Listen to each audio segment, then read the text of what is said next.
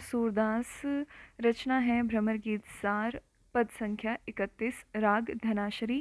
तेरो बुरो न कोऊ माने, रस की बात मधुप नीरस सुनु, रसिक होत सो जाने। इसका संदर्भ है कि गोपियाँ श्री कृष्ण प्रेम की महत्ता का यहाँ गान करती हैं।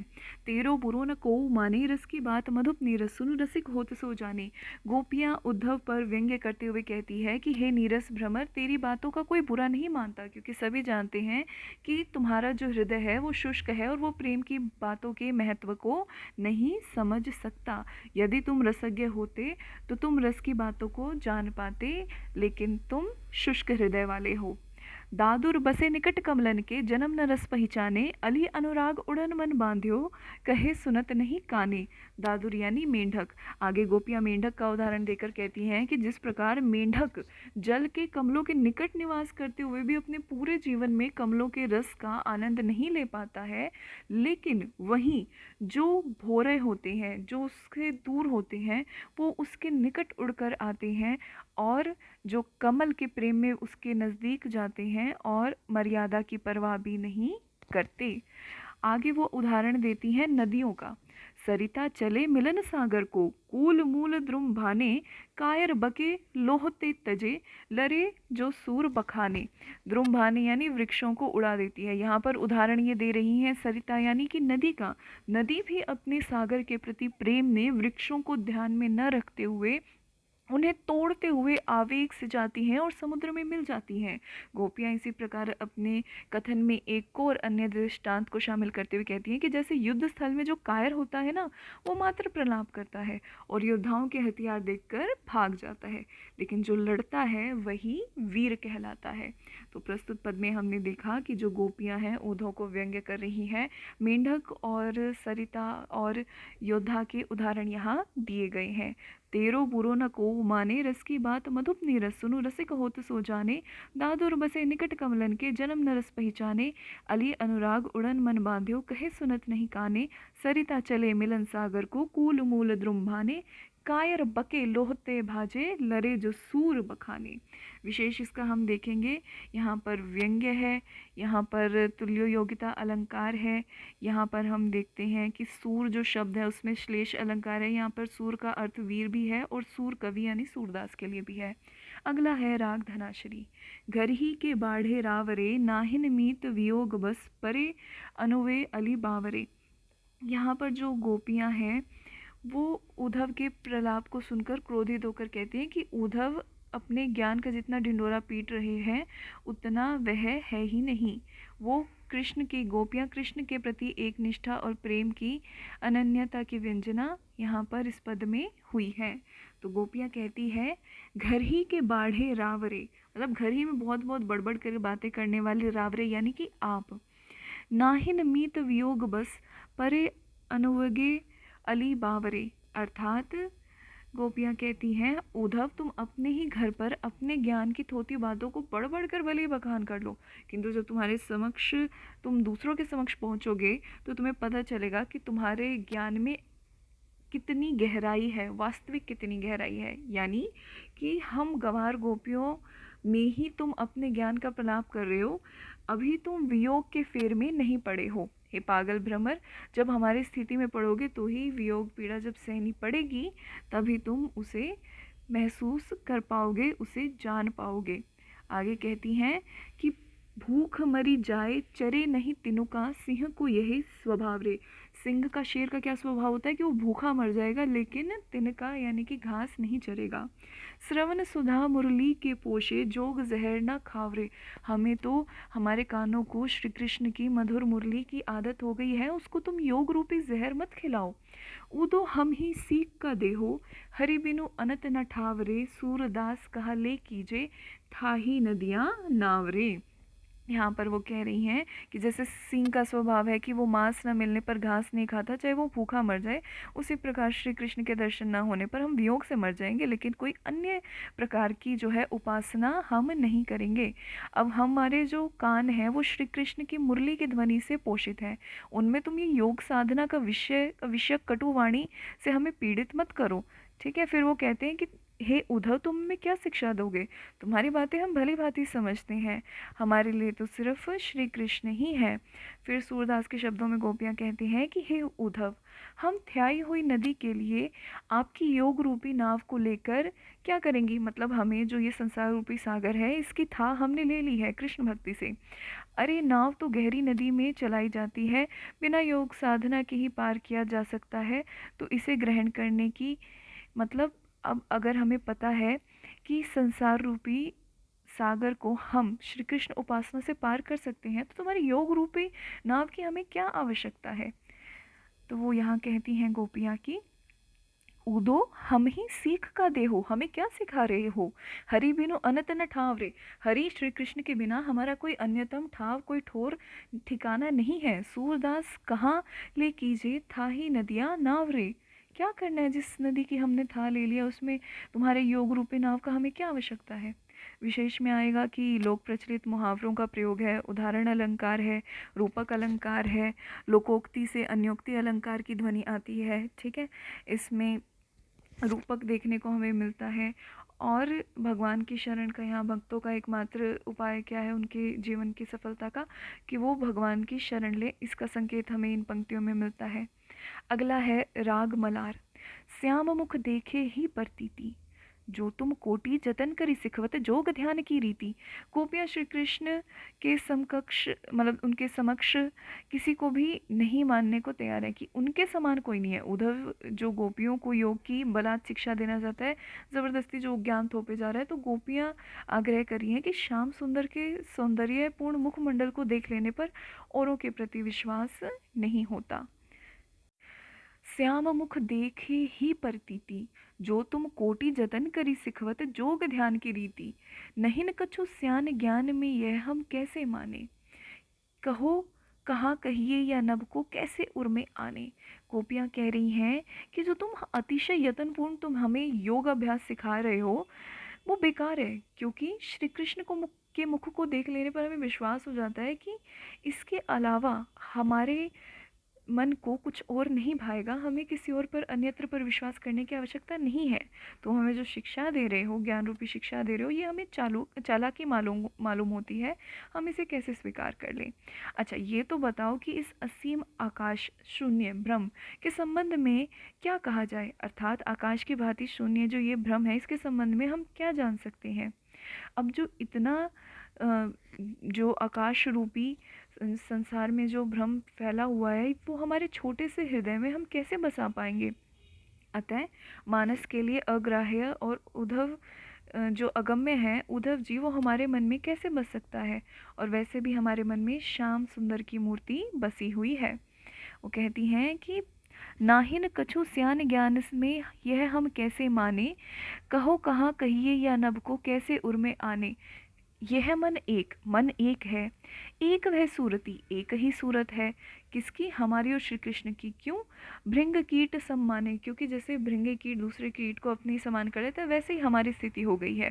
श्री कृष्ण ने भी हमें अपने रंग में रंग लिया है। सूर सपथ दे बूझत उदो वह ब्रज लोग सयाने। सूरदास के माध्यम से गोपियाँ कहती हैं कि हे उद्धव, ब्रज के जो चतुर लोग हैं, वो तुमसे पूछना चाहते हैं कि जब हम दोनों यानी हमारा मन और श्री कृष्ण एक ही रंग में रंगे हैं, तो योग साधना की ओर कैसे जा सकते हैं हम? यहाँ पर नभ को ब्रह्म के प्रतीक रूप में लिया गया है। ठीक है, भृंग कीट सम में यहाँ पर उपमा अलंकार है। ठीक है, और यहाँ पर प्रेम मार्ग की सत्यता को बताया गया है। अगला है राग धनाशरी। अब हम जो है ना पंक्तियों को ऐसे अर्थ देखते जाएंगे कि मतलब टू द पॉइंट मीनिंग देख रहे हैं हम, ताकि आपका भी ज़्यादा समय ना लगे, आपकी अंडरस्टैंडिंग भी डेवलप हो जाए, आप इजीली कवर कर पाएँ सिलेबस को। लरिकाई को प्रेम कहो अली कैसे करी के छूटत, मतलब जो बचपन का है वो कैसे छूटेगा। कहा कहो ब्रजनाथ चरित अब अंतर गति यो लूटत। तो संदर्भ ये है कि गोपियाँ कृष्ण के प्रति अपने बचपन के सहचर्य जनित प्रेम भाव को व्यक्त कर रही हैं कि हमारा बचपन से। तो व्याख्या इस प्रकार है कि हे उद्धव, कृष्ण के प्रति हमारा यह प्रेम भाव आकस्मिक नहीं है, अचानक नहीं हुआ है, लेकिन ये बचपन से ही है। ठीक है, और तो ये बचपन का प्रेम कैसे छूट सकता है, तुम ये बताओ। आगे वो कहती हैं, चंचल चाल मनोहर चितवनी वह मुस्कानी मंद धुनि गावत, नटवर भेष नंद नंदन को, वह विनोद गृह वनते आवत। श्री कृष्ण के जो है चरित्र का वर्णन करते हुए कहती हैं कि उनकी चंचल गति, सुंदर चितवन और वो मुस्कुराहट तथा वो मंद मंद स्वरों से जब वो गाते हैं, वे गाने के ढंग यह नहीं, जब वे नटवर वेश में नाना प्रकार के विनोद करते हुए वन से घर लौटते हैं तो हमारा मन श्री कृष्ण की उस मुद्रा पर मोहित हो जाता है। उनके जो कमल चरण हैं, उनकी सतपथ खाकर कहती हैं कि उनका यह योग का संदेश उद्धव जो दे रहे हैं, जो संदेश श्री कृष्ण द्वारा भेजा गया है कि उस श्री कृष्ण की रूप माधुरी के समक्ष विष के समान दुखद प्रतीत होता है। ठीक है, क्या कहते हैं कि चरण कमल की शपथ करती हो, उसकी शपथ खा के कहते हैं हम श्री कृष्ण की, यह संदेश मोहि विष समलागत, ये जो संदेश उद्धव तुम लेके आए हो ये मेरे लिए विष समान है, हम गोपियों के लिए विष समान है। सूरदास मोहि निमिष न बिसरत, मोहन मूर्ति सोवत जागत। बिसरत मतलब होता है भुला नहीं पाना। तो वो कह रही हैं कि हम कह रहे हैं कि सोते जागते श्री कृष्ण का वह माधुर्यपूर्ण मूर्ति एक क्षण के लिए भी हम नहीं भूल पा रहे हैं। यहाँ पर रूढ़ी लक्षणा है, स्मृति संचारी भाव है, चित्रात्मक वर्णन है, उपमा अलंकार है और यहाँ मनोवैज्ञानिक चित्रण किया गया है प्रेम के सहज विकास का। अगला राग है राग सोरठ। अटपटी बात तिहारी ऊधो, तुम्हारी बात बहुत अटपटी है, सुने सो ऐसी को है। हम अहीरी अबला सठ मधुकर, तिन्हें जोग कैसे सोहे, हमें योग कैसे सुहाएगा। तो गोपियाँ कह रही हैं कि हमें जो तुम्हारी बातें हैं वो बहुत बेढंगी और अनुपयुक्त समझ में आती हैं। तो वो व्यंग्य करके कहती है कि हे उद्धव, ऐसी कौन है, कौन सी गोपी, कौन है जो तुम्हारी ये अटपटी वाणी सुने, जो तुम ये योग साधना दे रहे हो, शिक्षा दे रहे हो, कौन सुने। ये जो हम सब अहिरिनी और अबला हैं, हमारी स्थिति ऐसी है कि हम ऐसी स्थिति में हैं कि हे शट भ्रमर, यानी किसको संबोधित कर रहे हैं, उद्धव को, कि हे अज्ञानी और जड़ उद्धव, योग साधना हमें कैसी शोभा दे सकती है, भला तुम ही बताओ। फिर आगे उदाहरण देकर वो समझाती हैं कि बूची ही खुबी आंधरी काजर, नकटी पहिरे बेसरी, मुंडली पाटी पारन चाहे, कोड़ी अंग ही केसरी। इसमें अगर शब्दार्थ आ जाए तो बूचही कनकटा को कहते हैं, खूबी एक लौंग नामक कान का आभूषण होता है, नकटी जिसकी नाक कटी हो, बेसरी नथ होती है, आंधरी अंधी और मुंडली जिसका मुंडन किया हो। ठीक है, तो वो आगे उदाहरण देती है कि तुम ही हमें बताओ कि जिसके कान कटे हों वह लौंग नामक कर्णाभूषण कैसे ग्रहण कर सकती है, अंधी स्त्री काजल कैसे लगा सकती है, नकटी नथ कैसे धारण कर सकती है। तो जैसे ये नहीं कर सकते वैसे ही तुम्हारी योग साधना हमारे लिए है। अब तुम ही सोचो कि जो मुंडी है, जिनके केश नहीं है, वो केश कैसे संवार सकती है, संभव नहीं है ना। और जो कोढ़ी है वो अंग में केसर कैसे लगा सकती है, वो नहीं जचेगा ना। तो उसी प्रकार और फिर एक उदाहरण देती है, जैसे बहरी स्त्री का पति उससे किसी प्रकार की सलाह ले तो उससे क्या वो उत्तर दे पाएगी। कहने का अर्थ ये है कि तुम्हारी बातों को सुनने के लिए हमारे कान बहरे हैं, जो तुम हमें योग की शिक्षा देना चाहते हो। तुम जो हमारे लिए उपहार स्वरूप योग लाए हो वो हमें शिरोधार्य, उसे हमने शिरोधार्य कर लिया, लेकिन हमारे लिए वह विषैले नारियल के समान है, जिसे दूर से ही प्रणाम करते बनता है, मतलब हाथ जोड़े हमें नहीं चाहिए, वो हमारे लिए ग्राह्य नहीं है। तुम जो संदेश लाए हो उसे हम वंदनीय समझती हैं क्योंकि श्री कृष्ण द्वारा भेजा गया है, लेकिन जो आपकी योग साधना का उपदेश है वो हमारे लिए अग्राह्य है, मतलब हम उसे ग्रहण नहीं कर सकते। ये कह रही है ना, जो तुम हमको लाए कृपा करी, सिर चढ़ाए हम लीनो, जो संदेश लाए हम ठीक है हम सर पर चढ़ा कर रखते हैं उस बात को, लेकिन सूरदास नारियल जो विष को कर ही वंदना की नहीं, लेकिन ये विष रूपी जो नारियल है इसको हम आत्मसात नहीं कर सकते। अगला राग है बिहागरो। वरु वे कुब्जा भलो कियो, कुब्जा ने अच्छा ही किया, सुने सुने समाचार ऊधो मो कछुक सिरात हियो। यहाँ पर जो है कुब्जा के प्रति जो श्री कृष्ण का प्रेम भाव है उसे देखकर गोपियाँ उल्हाना दे रही हैं कि श्री कृष्ण जो है वो सभी चतुर नारियों के मन का हरण कर लिया। लेकिन आज स्थिति विपरीत है, क्योंकि वो स्वयं कुब्जा से ठगे गए। अब वो ऐसा क्यों कह रही है? पंक्तियां देखते हैं कि बरुवे कुब्जा भलो कियो, सुनी सुनी समाचार ऊधो मोह, कछुक सिरात हियो, जाको गुण गति नाम रूप हरि हारियो, फिरी न दियो, तिन आप अपनो मन हरत न जानियो, हंसी हंसी लोग जियो। तो वही बात है कि उद्धव, कुब्जा ने श्री कृष्ण के साथ अच्छा ही किया। क्या किया? कुब्जा ने ऐसा व्यवहार का समाचार सुन सुनकर हम लोगों के हृदय कुछ शीतल होते हैं। क्यों शीतल होते हैं? क्योंकि हम देखते हैं कि जो श्री कृष्ण है, जिसके गुण नाम और रूप को हर लिया था जिन गोपियों के, और कभी वापस नहीं किया। यहाँ पर व्यंग्य है कि हम सब गोपियों की गुण गति नाम और रूप को हर लिया उन्होंने, लेकिन कभी लौटाया नहीं। उन्हें अपना जोड़ मिल गया, मतलब उनको अपना प्रतिद्वंदी कंपटीशन मिल गया। किससे? कुब्जा से। क्यों? क्योंकि उन्होंने उनके मन को ऐसा हरण किया कि अभी तक वापस नहीं किया। तो गोपियाँ श्री कृष्ण की ऐसी दशा पर हंसते हैं और कहते हैं कि कुब्जा के आगे उनकी भी चालाकी नहीं चल पाई। यहाँ पर वैसे कहने का भाव तो कुछ इस प्रकार है कि बहुत सामान्य सीमा से वो पराजित हो गए और अपना सब कुछ उसे दे दिया। इसके विपरीत हम लोग जो जीवन भर उनकी सेवा करती रही, उनकी एक वंशी स्वर के पीछे दौड़ पड़ी, उन्होंने कभी भी अपना मन हम लोगों को नहीं सौंपा। यहाँ पर ये जो है उल्हाना दिया जा रहा है। तो कहती हैं कि उनका मन हर लिया, हंसी हंसी। फिर कहते हैं सूल तनक चंदन चढ़ाए तन ब्रजपति बसयो क्यों, एक चंदन मात्र चढ़ाने से उसे अपने वश में कर लिया, और सकल नागरी नारिन को दासी दाव लियो, और हमें दासी बना लिया। तो कहती हैं कि व्यंजना इसकी कि स्त्रियों का बदला उस कुब्जा ने लिया, उससे इनका कोई दाव नहीं लग सका। व्यंजना यह है कि मथुरा की कोई ऐसी नारियों को छोड़कर श्री कृष्ण ने कुब्जा से प्रेम किया, अर्थात एक नगण्य दासी से प्रेम किया। यह लज्जास्पद, ये उल्हाना दे रहे, इसको ज़्यादा नेगेटिव वे में लेने की जरूरत नहीं। व्यंग्य है यहाँ पर, ठीक है। कुब्जा के संदर्भ में असूया संचारी की प्रधानता है, ठीक है। यहाँ कुब्जा की प्रशंसा की गई है कि उन्हें श्री कृष्ण की नश्वरता की अभिव्यक्ति। उसके बाद यहाँ पर काव्यलिंग अलंकार है दूसरी पंक्ति में। आगे देखते हैं राग सारंग। हरि काहे के अंतर्यामी, जो हरि मिलत नहीं यही ओसर, अवधि बतावत लामी। तो यहाँ पर जो गोपियाँ हैं श्री कृष्ण और उद्धव के प्रति अपना उपालंब भाव व्यक्त कर रही हैं। वो कहती हैं उद्धव से कि हे उद्धव, तुम तो ये कहते हो कि हरि अंतर्यामी है, यानी सब जानते हैं, सबके हृदय में व्याप्त है, ये हम कैसे मान लें? वे जब हमसे मिलते नहीं, ऐसी वियोगावस्था में भी जब वे हमें दर्शन नहीं दे रहे हैं, इतनी लंबी अवधि बीत गई है, और वो जो अंतर्यामी की तुम जिन्हें संज्ञा दे रहे हो, उन्हें हम अंतर्यामी कैसे माने? वो कह रही है हरि काहे के अंतर्यामी, जो हरि मिलत नहीं यही ओसर, अवधि बतावत लामी।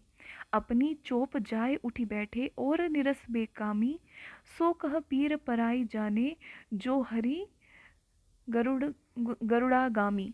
तो गोपियाँ आगे कह रही हैं कि वे तो अपनी उमंग में स्वेच्छा मथुरा जाकर छा गए, और हम लोगों उन्हें वहाँ जाने के लिए हम लोगों ने ही तो कहा था।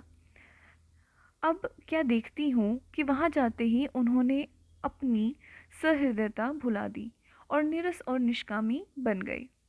भला वे दूसरों की पीड़ा का अनुभव क्या कर सकते जो सदैव गरुड़ की सवारी किया करते हैं? कहने का भाव है कि जो कभी सामान्य लोगों की भांति भूतल पर जिन्होंने पैर ही नहीं रखा, वो हमारी पीड़ा को क्या समझेंगे? लेकिन अब उनके झूठे प्रेम का उद्घाटन हो गया है, जैसे किसी बर्तन की कलई पर खट्टे आम को मल देने पर उसका वास्तविक रंग उभर आता है। तो यहाँ पर उदाहरण दे रही हैं वो कि हरि कैसे अंतर्यामी, इतना समय बीत गया, ठीक है, वो नीरस हैं और गरुड़गामी की सवारी करते हैं, इसलिए वो हमारी पीड़ा को समझ नहीं पा रहे। आगे कहते हैं कि आई उघरी प्रीति कलईसी, जैसे खाटी आम, जैसे खट्टे आम से वो अवास्तविक जो रंग है बर्तन का पता चलता, वैसे ही हमें श्री कृष्ण का वास्तविक स्वरूप के बारे में पता चल गया। सूर इते पर अनख मरती है, ऊधो पीवत मामी। तो वो कह रही हैं मामी अर्थात बातों को पी जाती हैं। तो गोपियाँ आगे कहती हैं कि मथुरा जाने पर ही पता लग गया कि श्री कृष्ण का हम लोगों के प्रति कितना प्रेम था। तो आगे गोपियाँ कहती हैं कि हे उद्धव, हम सब इतने पर भी दुख से कुढ़ती रहती हैं कि वे अब भी साफ इनकार करते हैं कि हम तुम सबों से अलग नहीं हैं, अर्थात यह नहीं मानते कि उनका प्रेम सर्वथा झूठा और बनावटी है।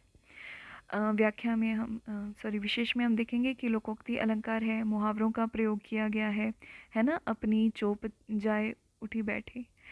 फिर हम देखते हैं एक और मुहावरे का प्रयोग है, सो कह पीर पराई जाने। यहाँ पर जो गरुड़गामी है इसमें परिकार अंकुर अलंकार है। गरुड़गामी विशेषण कृष्ण के लिए सभी प्राय अर्थ में प्रयुक्त हुआ है। और मामी पीना एक मुहावरा है जो सूर के अर्थ व्यंजकता में पूर्ण योग देता है। ठीक है, ये अलंकार मुहावरे का जो प्रयोग है वो हमने देख लिया। अगला है राग सारंग। यहाँ गोपियाँ कह रही है, बिलग जनी मानहु ऊधो प्यारी, कि ऊधो बुरा मत मानना। वह मथुरा काजर की कोठी जे आवही ते कारे। जो मथुरा है वो बिल्कुल कहते हैं ना कालिमा, उसकी ही कोठरी है, वहाँ से जो आता है वो काला ही होकर आता है। तुम कारे सुफल कसुत कारे, कारे मधुप भवारे, तिनके संग अधिक छवि उपजत, कमल नयन मनियारे।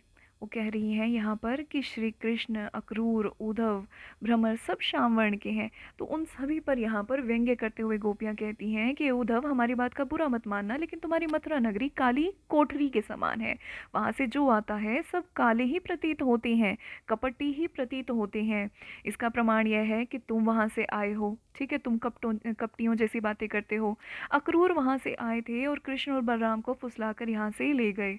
जो भ्रमणशील भोरा होता है वो भी काला होता है। अब इतने काले कालों के बीच में सबसे भयंकर मणिधारी सर्प के समान कौन है? श्री कृष्ण।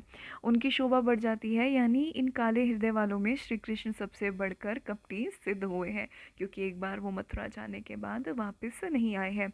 तो गोपियाँ कहती हैं कि तुम कारे सुफल कसुत कारे, कारे मधुप भवारे, तिनके संग अधिक छवि उपजत, कमल नयन मनियारे। मानहु नील माटते काढ़े, ले जमुना ज्यों पखारे। अब यमुना नदी का उदाहरण देते हुए वो कहती हैं कि ऐसा लगता है कि ये सब नील के घड़े से निकालकर इन्हें यमुना के जल में जाकर धोया गया, और यमुना भी इनके धोने से काली पड़ गई। सूर के शब्दों में गोपियाँ उद्धव से कहती कि श्याम का गुण ही बड़ा विलक्षण है, इसे कौन जान सकता है। तागुन श्याम भई कालिंदी, सूर श्याम गुण न्यारे।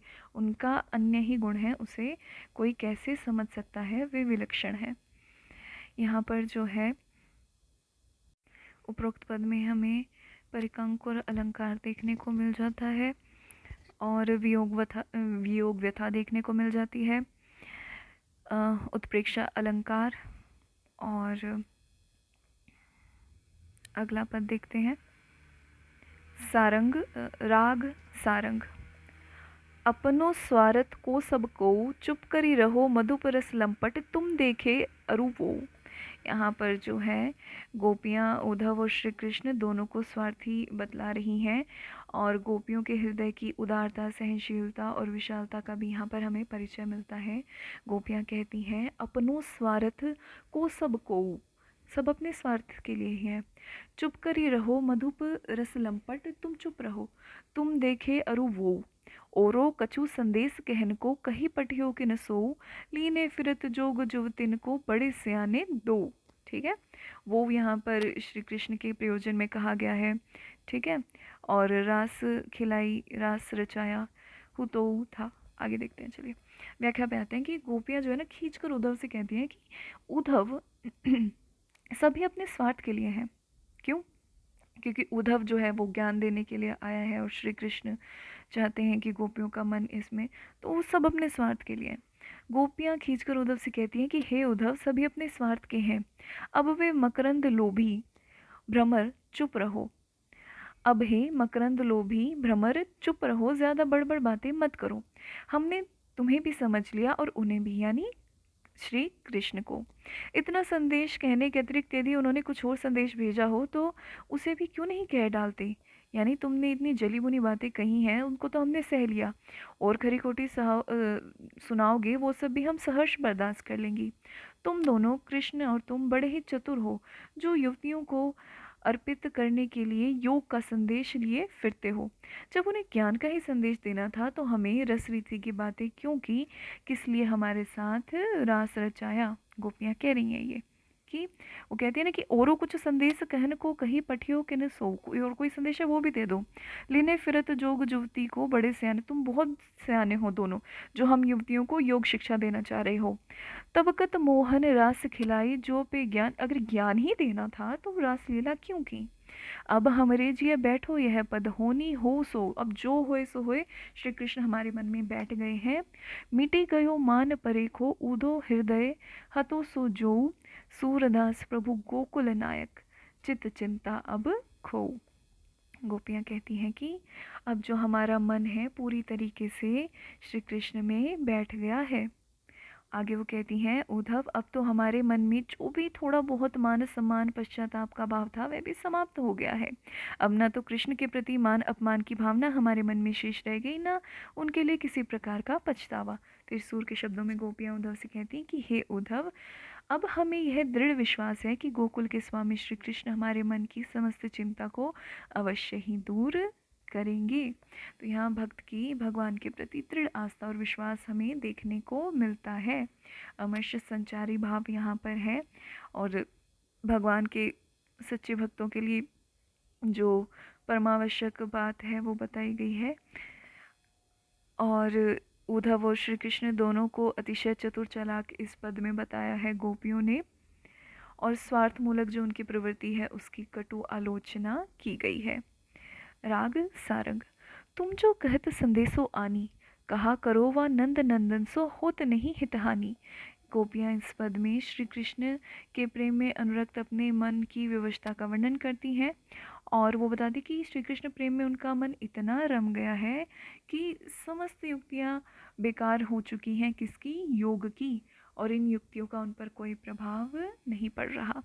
तो वो कहती हैं कि हे उद्धव, तुम यहाँ आकर योग का संदेश हमें दे रहे हो, लेकिन क्या करें, हमारी यह विवशता है कि हमसे श्री कृष्ण के प्रेम को त्यागते नहीं बनता। तुम्हारी जो योग साधना युक्तियाँ हैं अत्यंत सुखदायी हैं, लेकिन ये हमारे किसी काम की नहीं है।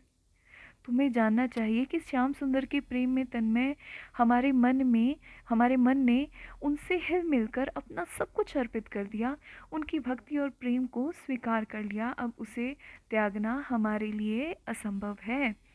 वो कहती हैं कि तुम जो कहत संदेशो आनी, कहा करो वा नंद नंदन, सो होत नहीं हित हानि। जोग जुगति कही काज हमारे, जदपि महासुख खानी। स्नेह स्नेह श्याम सुंदर के, हिले मिले के मन माही। ठीक है। सोहत लोह परसी पारस जो, सुबरन बारह बानी। वो आगे उदाहरण दे रही हैं कि जैसे लोहा जब एक बार पारस पत्थर को स्पर्श कर लेता है और 12 बानी खरा स्वर्ण के रूप में बदल जाता है, और उसमें पुनः दोबारा वह चाव या उमंग कहाँ शेष रह जाती है कि वो चुंबक से मोहित हो।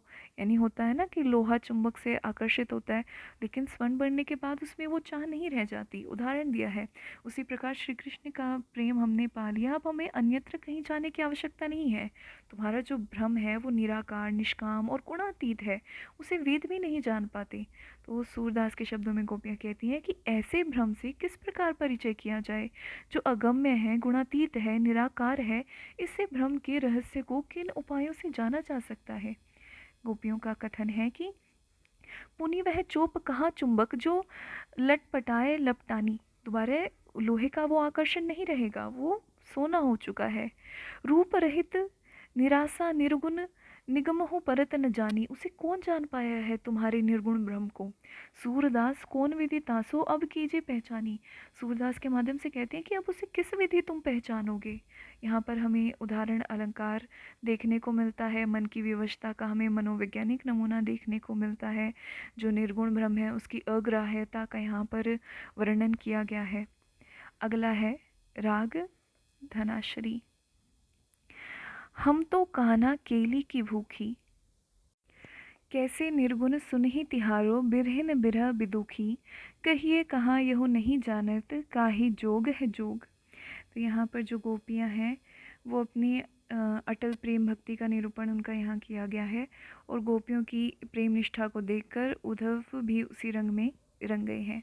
गोपियाँ कहती हैं कि हे उद्धव, हम सब तो कृष्ण लीला के आनंद को प्राप्त करने के लिए लालायित हैं। इसके अन्यत्र हमें किसी चीज़ की भूख नहीं है। भला यह तो बताओ कि यह तुम्हारे निर्गुण के गुण को कैसे सुने, क्योंकि हम लोग वियोग की ज्वाला में पूर्णतः संतप्त हैं। भला तुमसे क्या कहें जिन्हें यह भी नहीं मालूम कि योग साधना किसके लिए। मतलब तुम इतने अज्ञानी हो कि तुम ये नहीं जानते कि जो इतनी कठिन योग साधना है ये किसके लिए उपयुक्त है। उद्धव, हम सब तुम्हारे पैर छूकर पूछती हैं कि उस नगर में यानी कि मथुरा में तुम्हारे जैसे सभी लोग पागल हैं क्या। हाँ, हमारी भी तुमसे मतलब तुम्हें जो योग संदेश भेजा है हमारे लिए, इसलिए हमारी भी तुमसे एक शर्त है। वह यह है कि जैसे तुम हम युवतियों को दंड, कमंडल, राख और अधारी देने का आग्रह कर रही हो, बल्कि उसी प्रकार आप भी ज़रा हम लोगों का अंजन, आभूषण और सुंदर वस्त्र अपने शरीर पर धारण करके देखें कि क्या यह अच्छा लगता है। अभिप्राय यह है कि जैसे ही योगी पुरुषों के कमंडल, भस्म और अधारी आदि हम स्त्रियों की शोभा नहीं देते, उसी प्रकार स्त्रियों के श्रृंगारिक प्रसाधन आपके शरीर में कैसे शोभा पा सकेंगे। तो यहाँ पर ये कहती है ना कि पा लागो तुम ही सो वापुर बसंत पावरे लोग। पाँव लगकर तुमसे पूछ रहे कि वहाँ सब पागल ही लोग रहते हैं क्या। अंजन अभरण चीर चारु वरु नेकु आप तन तीजे, आप धारण करेंगे आप पे अच्छा लगेगा। दंड कमंडल भस्म अधारी जो जुव तिन को दीजिए, ये सब जो आप युवतियों को दे रहे हैं।